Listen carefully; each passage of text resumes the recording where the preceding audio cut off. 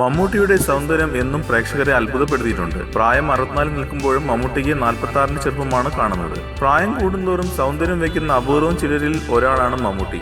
ശരീര സൗന്ദര്യം കൊണ്ട് മാത്രമല്ല, മനസ്സിന്റെ സൗന്ദര്യം കൊണ്ടും മമ്മൂട്ടി തന്നെയാണ് സുന്ദരൻ എന്ന് സലിംകുമാർ പറയുന്നു. സൗന്ദര്യം എന്നാൽ അത് മമ്മൂട്ടിയാണ്. അങ്ങനെ പറയാൻ കാരണമുണ്ടെന്നും സലിംകുമാർ പറയുന്നു. അതിന് മമ്മൂട്ടി അവതരിപ്പിച്ച കഥാപാത്രങ്ങൾ പരിശോധിച്ചാൽ മതി. മമ്മൂട്ടി ഒരു കുടുംബനാഥനെയാണ് അവതരിപ്പിക്കുന്നത് എന്നിരിക്കട്ടെ, അദ്ദേഹമായിരിക്കും മാതൃകാ കുടുംബനാഥൻ. ആ കഥാപാത്രം കുടുംബത്തിന് വേണ്ടി ജീവിക്കും, മരിക്കും.